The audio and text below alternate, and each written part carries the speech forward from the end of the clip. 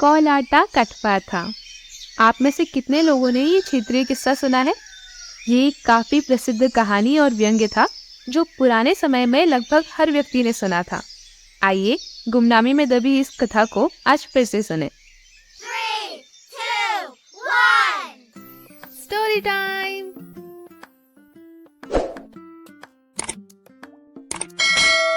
आज स्कूल में बहुत काम था। काम निपटाकर जब मास्टर जी घर की ओर निकल रहे थे तो देखा सूरज ढलने लगा था। गांव के बच्चे स्कूल के मैदान में क्रिकेट खेलने आ चुके थे। तभी मास्टर जी ने देखा कि कृष्णा मैदान के कोने में बैठा रो रहा है। मास्टर जी ने पूछा, क्या हुआ कृष्णा, रोते क्यों हो? बाकी बच्चों के साथ तुम भी खेलो। कृष्णा बोला, मास्टर जी ये लोग मुझे खिलाते ही नहीं है। कहते हैं इससे फील्डिंग तो होती नहीं, बैटिंग क्या करेगा। अच्छा तो ये बात है। रुको, भोला, सुंदर, नवीन, सारे लड़कों को लेके आओ। चल चल, मास्टर जी बुला रहे हैं। बच्चों ने बल्ला और बॉल फेंकी और मास्टर जी के पास आ गए। क्यों रे, कृष्णा को क्यों नहीं खिलाते अपने साथ? मास्टर जी ये कृष्णा अभी छोटा है, हमने बोला फील्डिंग कर तो इससे हुई ही नहीं। बैटिंग तो हम बड़े बच्चे करते हैं ना। ठीक है भाई, तुम्हारे क्रिकेट के नियम को तो मैं नहीं बदल सकता, पर एक कहानी सुनाता हूँ, बोलो सुनोगे? कहानी का नाम सुनकर बच्चे उत्साहित हो गए। चौपाल पर मास्टर जी बैठे और उन्होंने बच्चों को कहानी सुनाना शुरू किया। एक बार की बात है, 4 दोस्त थे, चारों बड़े मेहनती। उनमें से एक गूंगा था, एक बहरा, एक लंगड़ा और एक अंधा। इसके बावजूद वो किसी की मदद नहीं लेना चाहते थे। काम की तलाश में वो गांव के सरपंच के पास आए। सरपंच बोला, अब तुम्हें क्या काम दूं भाई? गांव के मुश्तंडों से तो काम होता नहीं और तुम्हें काम पे रख लूं। सरपंच जी आप कोशिश तो कीजिए, हमारे लायक भी कोई ना कोई काम निकल ही आएगा। सरपंच जो कि पहले ही मन में बिठा चुका था कि ये चारों काम नहीं कर पाएंगे, उसने व्यंग्य में एक कविता कह दी।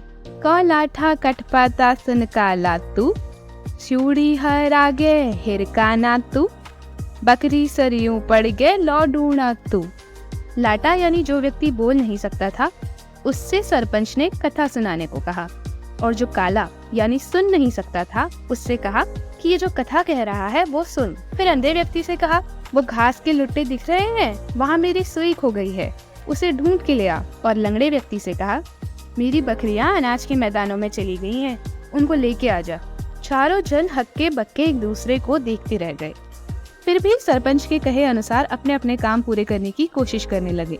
शाम हो गई पर चारों में से एक भी अपना काम खत्म न कर सका। बच्चों ने जब ये कहानी सुनी तो बोले, मास्टर जी उस सरपंच की नीयत ही नहीं थी उन्हें काम देने की।